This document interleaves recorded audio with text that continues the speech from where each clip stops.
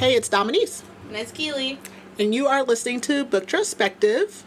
This week we are going to be reviewing Final Girls by Riley Sager. I'm excited. I am too. This was the first book that Keely recommended to me and that I bought at Ink Drinkers Anonymous. That's because I was getting ready to say ink and I was like, Bach. And I like when we have a Muncie plug. So there's a Muncie plug. So, little old Muncie. So I really enjoyed it. I read most of it on a cruise. So yeah, I don't think I have any housekeeping things before we get started. So we'll just jump right in. I'll read the blurb. It's a little bit long. So, okay. 10 years ago, 6 friends went on vacation. One made it out alive. In that instant, college girl Quincy Carpenter became a member of a very exclusive club. A group of survivors that press dubbed the Final Girls. Lisa, who lost 9 sorority sisters to a college dropout's knife. Sam, who endured the sack man during her shift at the Nightlight Inn. And now Quincy, who ran bleeding to the woods to escape the massacre at Pine Cottage. Despite the media's attempt, the 3 girls have never met. Now Quincy is doing well, maybe even great thanks to her Xanax prescription. She has a caring, almost fiancé, a popular baking blog, a beautiful apartment, and a therapeutic presence in Coop, the police officer who saved her life. Her mind won't let her recall the events of that night. The past is in the past. Until the first final girl is found dead in her bathtub, and the second final girl appears on Quincy's doorstep. Blowing through Quincy's life like a hurricane, Sam seems intent on making her relive the trauma of her ordeal. When disturbing details about Lisa's death emerge, Quincy desperately tries to unravel Sam's truth from her lies, while evading both the police and bloodthirsty reporters. Quincy knows that in order to survive, she has to remember what really happened at Pine Cottage, because the only thing worse than being a final girl is being a dead one. So, if you could describe this book in one word, how would you do so? I would say twisty. Ooh. Where'd I put my word? I didn't put it on here. Dang it. I was prepared. Okay. I'll say mine is unanticipated. Okay. Because I was surprised. So, some people in the Goodreads were like, oh, I saw this coming. So, we'll see at the end if you guys did. Because I didn't. No, I did not see it coming. Yeah, I didn't either. So, we'll see what you guys say. Leave a comment and let us know if you've read it or when you do. Because I didn't, but I'm also sometimes an airhead. So, okay, so I'm going to get into it. So, this book, just so you know, if you haven't read it, it goes back and forth between a flashback to the night of the murders, which was at Pine Cottage in Pennsylvania, and to the present day in New York City, where Quincy lives now. So we open up in a flashback. Quincy is running through the woods from the killer, and everyone else there is dead. And we immediately flash forward. She is living in New York City with her boyfriend, Jeff. He is a public defender. He's currently working on some big case. We are also introduced to Coop. He is the Pennsylvania police officer who rescued Quincy the night of the murders. And he is meeting up with Quincy to tell her that Lisa, who I talked about in the blurb, she was the original final girl, was found dead in her bathtub from apparent suicide. And Lisa lives in Muncie. So, there we go. And so Quincy is shocked by this. We kind of find out, Lisa does not give that vibe at all that she would commit suicide. And we know that, people who do commit suicide don't always do that, but it's just very surprising. And so Quincy leaves and she steals some random girl's phone. Quincy essentially is a kleptomaniac. It's kind of a coping mechanism for her. And so she just steals this girl's phone on the way out. We find out that she was a part of a settlement from the whole murder, and so she essentially lives off of that money. She does have a baking blog, and I don't know that she makes anything from it though, but she does do that. Yeah. And she bought an apartment, but she mostly lives off of the settlement money. And we do also, we kind of get into the fact that when everything happened, Quincy was supposed to do a press release with Oprah and the 2 other final girls. So we have Lisa, who was at a sorority house, and someone came in and killed all the other sorority girls, stabbed them with a knife. And we also have Sam, do you remember where? I didn't put that in the notes, but she worked at like a motel at night. The guy called the sack man, it is so original, with a sack over his head, came in and she fought him off and was killing people there too. So the media calls them the Final Girls. They wanted them to meet up and go talk to Oprah, and Quincy had agreed to it, but she gets in these episodes where she blacks out and she spazzes out and she like destroyed her mom's kitchen. I don't really know how I feel about Quincy's mom. Even at the end of it, I'm like, yeah. And so that's what happens. And so her mom puts her on Xanax. That meetup never happened. So we find out she's never actually met the other girls, but she has talked to Lisa. She's just never physically met her. And Quincy finds it weird. Lisa apparently slit her wrist in the bathtub, and she says, like, you know, she was the strongest of the three of them. Lisa had wrote, like, a memoir, and she always, like, she's the one who reached out to them when their ordeals happened. Yeah, she was real big on support. Wasn't she, like, a therapist or something, that, like, a social worker, something? She did something like that, something in that vein. And she pulls up Lisa's Facebook page and she sees a picture that she posted, and in the background she notices a girl, like a mysterious girl with black hair. She can't really see her, but she noticed she posted it before she died. And then we go into another flashback. Quincy is headed to the Pine Cottage, so it's at the beginning of that event. Essentially, the reason they were even going to Pine Cottage is Quincy had a friend, her best friend, Janelle, and it was her birthday. Her parents basically rented out this cottage for her. Quincy was going with Janelle, Quincy's boyfriend, Craig, and then a couple other friends, Amy, Rodney, and Bette. And we go back to present time. There's lots of back and forth. I hope I can make it clear in here when we do that. So Quincy finds an email from Lisa that Lisa had sent to her an hour before Lisa's time of death, basically telling Quincy, like, I need to talk to you about something important. Don't ignore me. So Quincy reaches out to Coop and tells him that she needs to talk to him. Quincy goes for a run and she runs into Jonah, who is a reporter, waiting outside of her apartment because, of course, if Lisa's dead, they're going to start looking for the other Final Girls. And so, of course, she doesn't want to talk to them. So she takes this run through Central Park, and when she comes back, we are introduced to Sam. And Sam, she says, is nothing like the pictures they posted of her.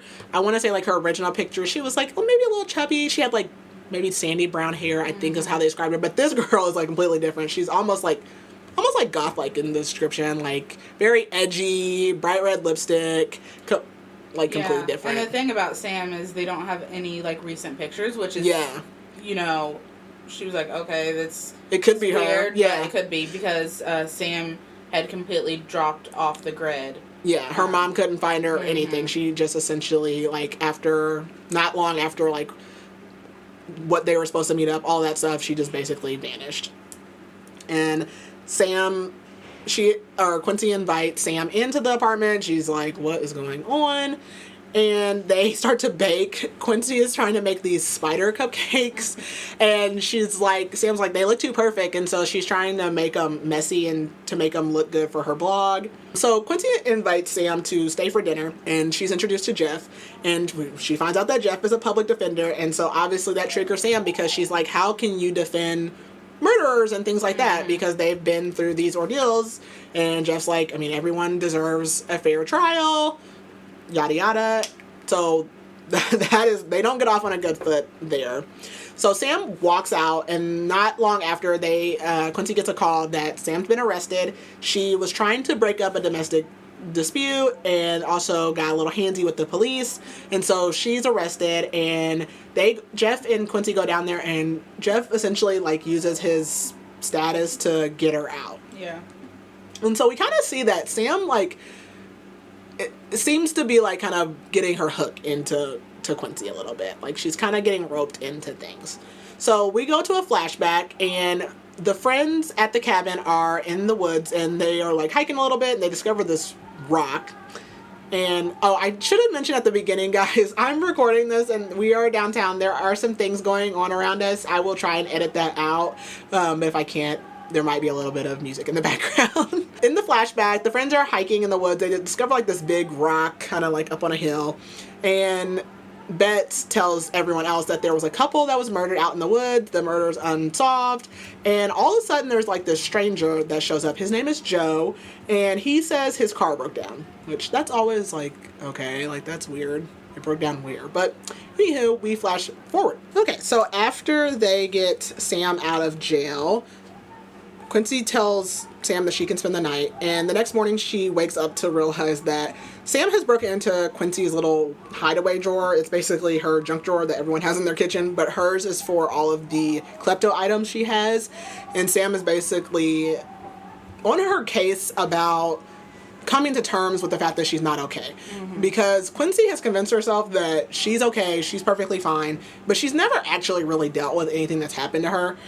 So that drawer, like, she steals, and that's a coping mechanism, but she hasn't really dealt with anything, and that drawer is a representation of that.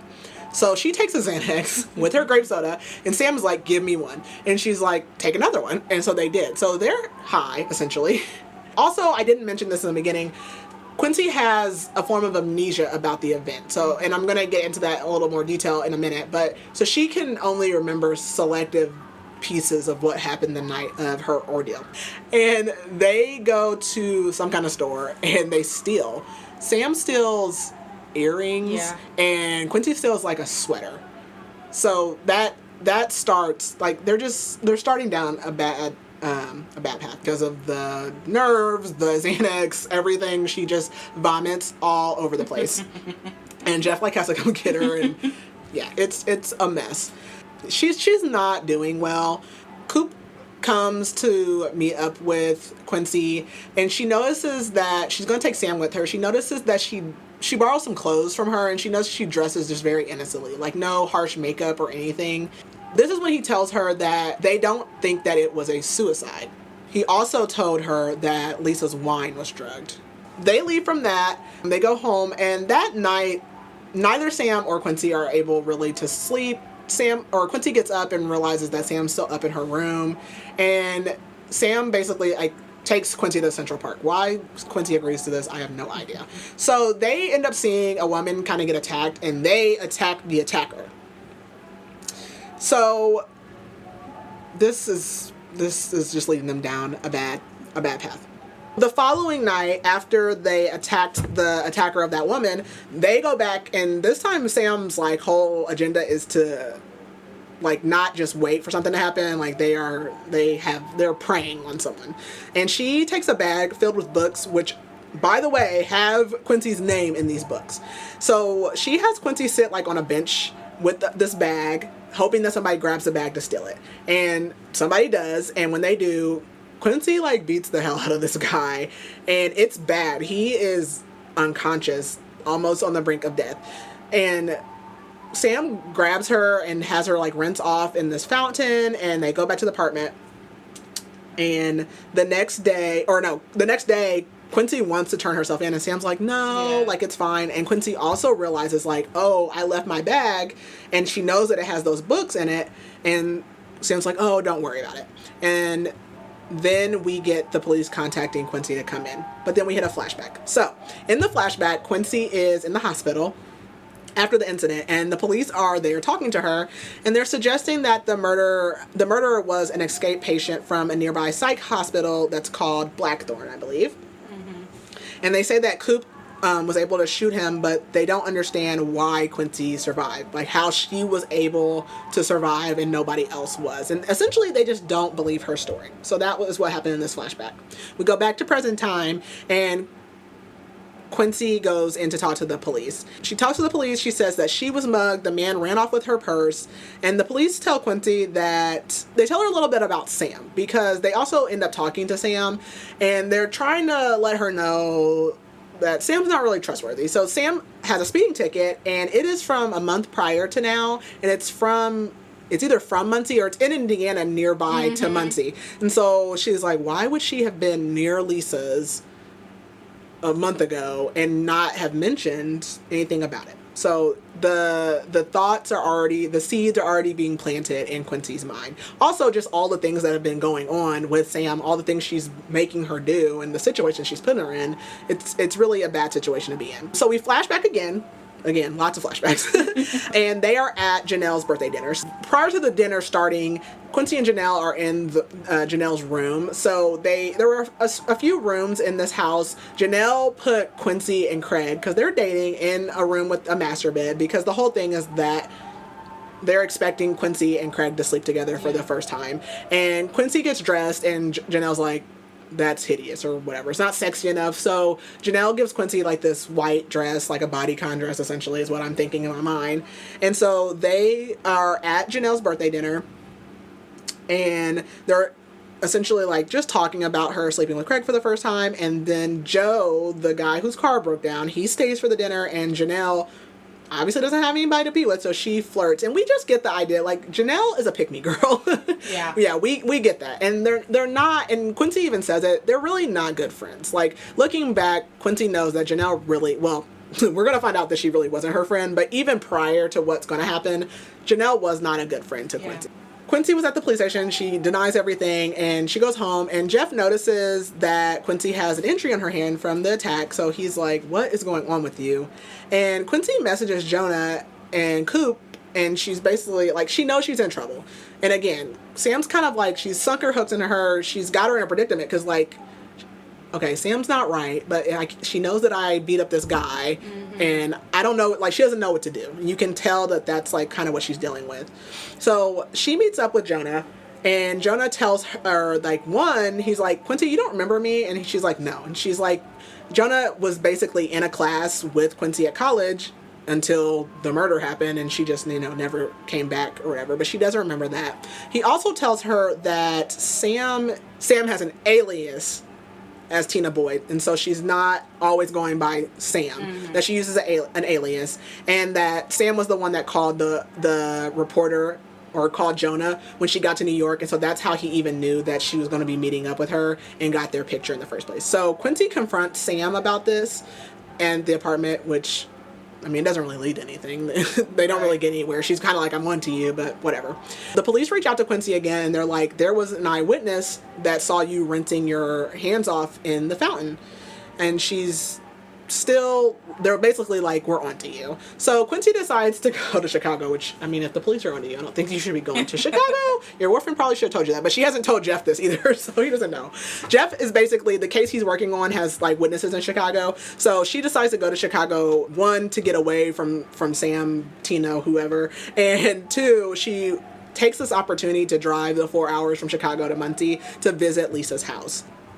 When she gets to Lisa's house, she notices, like, Lisa has this picture on her dresser, and the picture is mostly of Lisa, but on Lisa's shoulder there's a hand, and it has a ring on the person's hand, but that's pretty much all the details we get. She also finds a folder in Lisa's closet, and it has, like, news articles, all kinds of stuff about each one of their murders. So Lisa's murder case, Sam's murder case, and Quincy's murder case. So she takes that folder and she leaves. There's, like, a lady there cleaning. She doesn't suspect anything, but she takes that and she goes back to Chicago and she flies back home. So then we get another flashback. Police question Quincy, and she admits that she did have sex the night of the murders, and the police are basically telling her that they don't believe her amnesia. They don't believe that she doesn't remember what happened. So we flash back forward, and Quincy lets us know what she found in that folder at Lisa. So she found a letter to Lisa from the police at Pine Lake, and they were basically saying, like, we don't believe Quincy. And there was one particular officer who really just did not believe what she was saying. And she also finds a letter from her mom to Lisa. And I can't really, like, that part kind of confused me. Do you remember more about that? Yeah, there was a conversation between the mom and Lisa, supposedly, but there's not tons of information there. Yeah. It was just a kind of like a why are they in communication kind of thing. Yeah, that's really, I feel like there wasn't a lot of details. I feel like I can't remember if I was missing something or...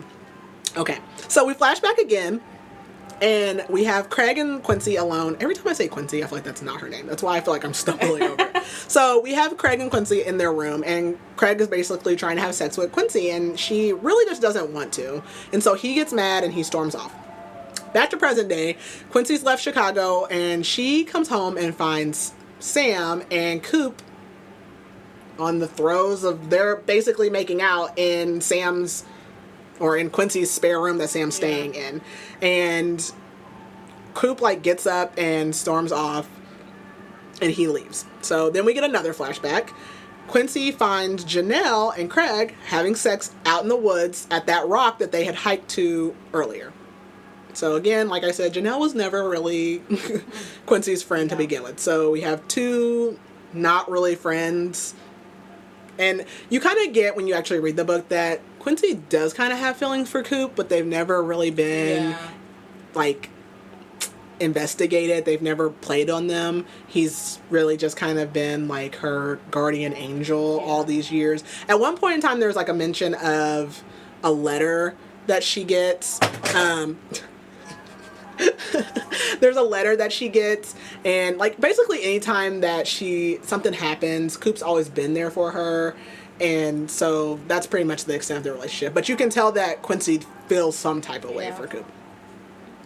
So we go back to present time, and Sam claims that she called Coop about the police questioning Quincy, and he came over and she decided to seduce him because she doesn't trust him. Is that basically what she was saying? And we flash back again. So because Quincy found Craig and Janelle in the woods having sex, she decides to sleep with Joe. She was like, he wasn't not cute, and he had glasses, and he was kind of dorky, and so she decides to sleep with him. And so when she told the police that she did have sex that night, it was actually with Joe. In the present time, Quincy goes to meet up with Coop after she had found them in the apartment, and then she ends up having sex with Coop. So the timelines are, like, matching up, essentially. Like, what's going on in the flashbacks is happening in real time as we're kind of reaching the climax of this story. We get another flashback. Quincy basically, after having sex with, this makes no sense to me, because she goes and has sex with Joe after she finds Craig and Janelle in the woods, and after that she goes and grabs a knife and she goes back out to the woods to this rock, and she is, like, mad. And I'm like, I guess she was, you were gonna kill him, girl? Okay. But as she's headed out there, Joe stops her. He's like, hey, you don't want to do this, and he takes the knife from her, and then we flash forward again. So in the present time, Jonah tells Quincy that Sam is actually not Sam. So we thought that she just had an alias of Tina, but Sam is not here. The person that's pretending to be Sam is actually someone that is named Tina Stone. We find out that Tina Stone is a girl who was abused by her father, and she ended up killing him. And she was sent to the psychiatric hospital near Pine Cottage that is called Blackthorn again. Joe, who we are seeing in the flashbacks, was also a patient at Blackthorn. He is the patient that had escaped, and that is the reason that Coop was actually in the woods that night at Pine Cottage. So I'll just recover that one more time. The night at Pine Cottage of the murder 10 years ago, Quincy's there with all her friends at Pine Cottage. Joe escapes from Blackthorn. Coop is out there looking for Joe. And then Tina Stone was also a patient at Blackthorn. So that covers it. There's lots of moving pieces in this story. So we get another flashback. Craig runs out of the woods. So Quincy left the knife with Joe. She went back. As she's gotten back to the cabin, and all of a sudden Craig comes running out of the woods telling her to run. That's it. We flash back to the present time. Quincy goes to search Sam's room, and she starts to feel weird because she just took a Xanax and with her grape soda, and she realizes that she thinks her grape soda has been drugged because she always takes her grape soda. Which, why would you do that, girl? You just found out that that this girl that's living in your house right now is not who she's claiming to be. I wouldn't be doing anything. But because she always takes the grape soda with it, it was easy to do that. Yeah. So she starts to pass out, and we get a flashback from Tina, actually. Tina decided to impersonate Sam, and she actually went to go see Lisa. And Lisa basically kind of, like, caught on. Lisa was really the smart one of them. And so she wasn't there too long. So Quincy wakes up in present time, and she's in a car, and she is freaking out because Tina has driven her to Pine Cottage. And she is like, she wants her to remember all the details because Joe was her friend. And we find out, like, we kind of find out earlier, but Joe was killed by Coop, which I said he shot him. He killed Joe, and Tina does not believe that Joe was the murderer. So she wants Quincy to remember, and she's like, say his name, because Quincy will not ever say his name. And so she wants her to remember, and she wants her to say his name. And Tina gets out the car or something at this point, and she does manage to send off a message to Coop to say, help or that she's at Pine Cottage. Quincy actually does start to remember everything. Tina gets her in the cabin. No one's been there since that time. Like, they tried to sell it. They tried to do stuff with it, but it's dusty. No one's been there. But Quincy does start to remember. So it's not truly a flashback. She's just remembering in present time. And it's coming back slowly. Yeah, it is. Like, throughout the next, like, pretty much the rest of the story, we get the rest of what happened. Craig comes running out of the woods. We know at certain points that Janelle comes running out of the woods, and she is, like, basically almost dead when she comes running out of the woods too, and she's like covered in blood. And Quincy like grabs her and she's like rocking with her in the grass. Everyone's trying to run. They run in the house. They never see the killer. They hide at different times. Amy and Betts are hiding at different times. They try to get away at one point in time. This is so stupid. They get in the car at one point in time and Craig crashes into a tree, only because that's a plot point. It's very stupid because how did you hit the tree?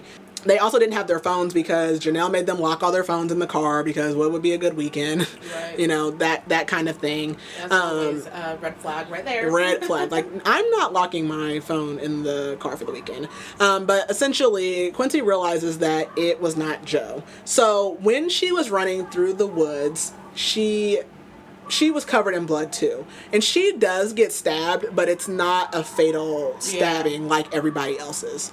And so when she, runs up to Coop, she's not thinking. And later, Coop is covered in blood. But as she's remembering back, she realizes that Coop was already covered in blood when she was running up to him. And so we realize that Coop was actually the killer. And so she's texted Coop to come help her, and he comes in and he's actually the killer. She also realizes that in that picture that she saw at Lisa's house of the class ring, that was Coop's class ring. And so she's putting together that it was Coop that killed Lisa. So Coop comes in and he knocks out Tina, and he tells Quincy that he's always loved her and that he also had killed that couple years ago. He's essentially telling her, like, he's always felt like a murderer. He's like, he lost his virginity in this woods on, I don't know, I guess on that rock. And it was like, I don't know. He's like, the girl was like sleeping with everybody. He felt really bad about it. He's always like had these urges. He kills this couple in the woods. He was out there to be looking for Joe. That actually was true. And then he came across all of them, but he just liked Quincy. So he didn't want to kill her. He also killed a hitchhiker at one point. And then I mentioned a letter. At one point in time, Quincy was really actually kind of moving on with her life. Where did he send that letter from? There was it was something special. The name of the city or whatever it was. Oh. I can't remember what the significance of it was. But he drove like hours away. It was something Illinois maybe. He drove to the city and wrote her like a threatening letter, almost like the killer was still alive, and it like sent her back to him. So he has been pushing her to him all of these years, and essentially Lisa had kind of caught on that it was him, and that is why he went and poisoned Lisa, and he drugged her and then killed her in the bathtub. We also find out that, I don't know exactly when it was, but he killed Sam. He was like, Sam had low self-esteem, and he was like, she was easy to kill. He seduced her and he killed her just for funsies, essentially, like for absolutely no reason. So while he's saying this, Tina like regains consciousness and pushes the knife closer to Quincy, and Coop tries to like kiss her aggressively, and she's able to stab him and kill him. So we flash forward 4 months. Tina does end up going to jail for fraud for impersonating Sam, and she also ends up taking the blame for the guy in Central Park. And we find out that Quincy and Jeff do break up. We could kind of tell that they weren't really make it. Yeah, they weren't really on the same path. It was more like a comfort for Quincy. And Quincy does stop taking her Xanax. And when we met Tina, she had a survivor tattoo, which made sense because as a final girl, they are survivors. But her tattoo really more so meant because she was an abuse survivor. Quincy does go and get a tattoo that says survivor, like Tina. And we end off the story with there being another massacre in California, and there's a new final girl. And so Quincy is kind of taking the role of Lisa and going out to mentor this new Final Girl. So, yeah, that's Final Girls. So, I'll give it over to Keely so she can debrief us. Yes. So, now that we've gone over your whole synopsis of the book, who would you cast as the characters? Okay. So, my Quincy, I had two. So, I either had Ana de Armas. Okay. Or like a Shailene Woodley. All right. And for my Tina Sam, I had either like a Elle Fanning. Okay. Or Kiernan Shipka, however you say her name. The girl from Sabrina. Mm-hmm. Okay. For Lisa, I was thinking like a 40-year-old, like a Jamie Lee Curtis. Like a long-haired Jamie Lee Curtis. I don't know why. That's what I saw in my head. Coop gave me Jake Gyllenhaal vibes. Okay. I don't know why again, but he gave me what's the Taylor Swift video? What's the video? Yeah. Yeah. Yeah, I know what you're He gave me the ick. And for Joe, I was thinking Evan Peters. Even though in my mind I was thinking Joe was like tall, scrawny, but I feel like if this were to be played out, that Evan Peters would play like an awkward Joe really well. Yeah. So that was mine. So for mine, I did Quincy as Dakota Johnson. Mm-hmm. That would be good. I feel like it's in the vein. Sam as Kat Dennings. I feel like I know who that is, but Yeah, I forget the show that she most recently played on, but oh, okay. yeah. Lisa, I pictured her as kind of like a little, bubbly, obviously, trauma, but bubbly. I mean, she was in a sorority and stuff too. Yeah. So I pictured her as like Blake Lively. Oh, okay. I could see it. And for Coop, the main reasoning why I lean toward this person is because I believe, if I'm remembering correctly, they described Coop as having like these really bright blue eyes. Oh, see, I couldn't remember descriptors. So for Coop, I casted Chris Pine. Okay.